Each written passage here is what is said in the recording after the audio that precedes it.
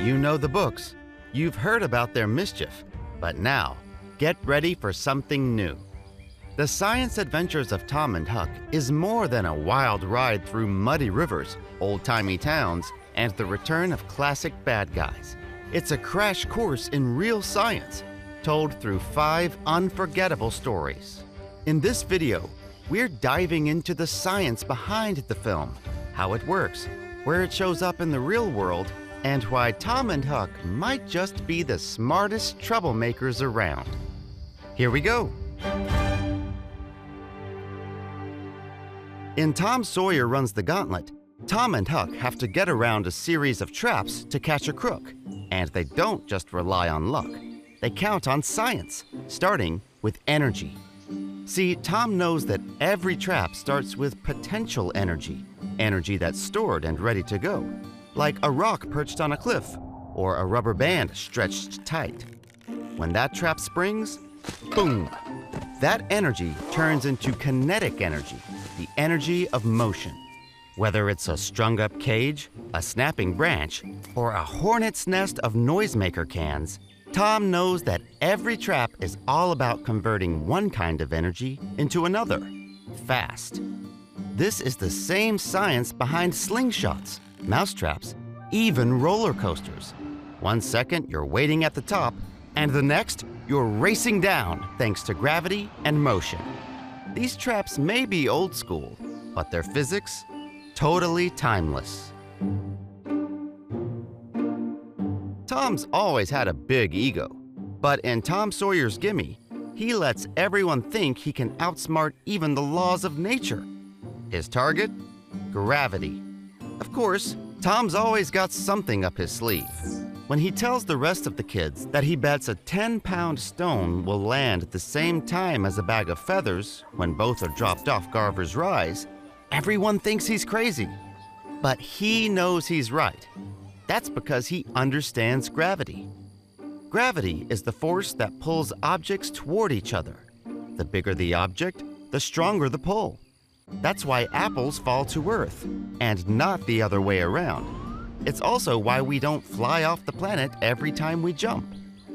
Tom knows that just because something is bigger, or even heavier, it still falls at the same rate of acceleration by gravity, meaning 2 unlike objects will still fall at the same time. It shows just how powerful gravity is. It keeps planets in orbit, moons around planets, and kids firmly on the ground. On a hot summer day, there's nothing better than skipping stones by the river with your friends. Unless your friends are Tom and Huck, and then everything turns into a battle. In Tom Sawyer Master of Physics, a simple stone skipping contest becomes a debate about trajectories, angles, and spin. Physics tells us a skipping stone needs to hit the water at just the right angle, usually around 20 degrees, with enough spin to keep it bouncing. Too steep and it sinks. Not enough speed? Same story. Tom says it's all about form. Huck says distance. But both boys are using real physics, even if they don't always know it. The same forces apply to skipping stones, launching frisbees, or even tossing pancakes. So next time you're by a lake, channel your inner Tom, or Huck, and give it a go. Becky Thatcher and the girls take center stage in Voice of the Populists, and so does an idea that might seem strange: animal communication. When they discover illegal animal traps in the woods, Becky's friend Irma wonders, what if animals could warn each other about the traps? What if they could talk to each other? Turns out, they already do. Dogs bark. Birds chirp. Whales sing. Animals use sounds, scents, body language, even electricity to share warnings, attract mates, or mark territory. Bees dance to tell others where to find nectar. Prairie dogs have different alarm calls for different predators. Even plants can release chemicals to warn nearby trees about danger. So while Irma may be dreaming about an animal congress, the science behind it is more real than most would think. In Tom Sawyer's last day of summer, the boys face one last showdown, and magnetism is at the heart of it. Magnetism is a force that pulls certain objects, like iron or steel, toward magnets. It comes from the movement of tiny charged particles inside atoms. When those particles align in the same direction, you get a magnetic field. Magnets can attract or repel depending on their poles.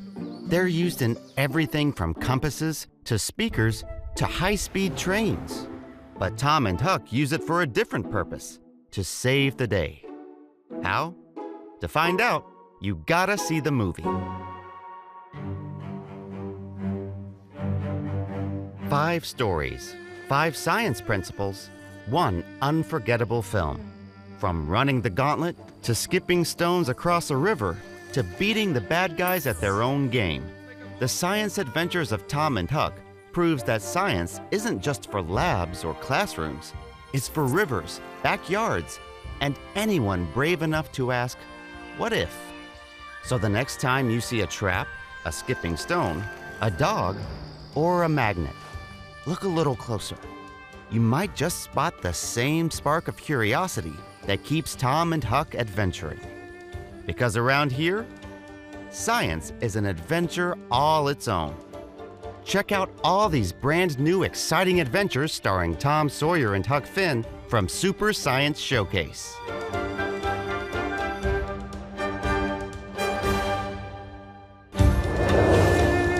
You bet you are, Huck. Tom! I'll see you towing your truck! Trust me, Huck. I ain't never seen no Tom Sawyer without a plan, sir. Becky!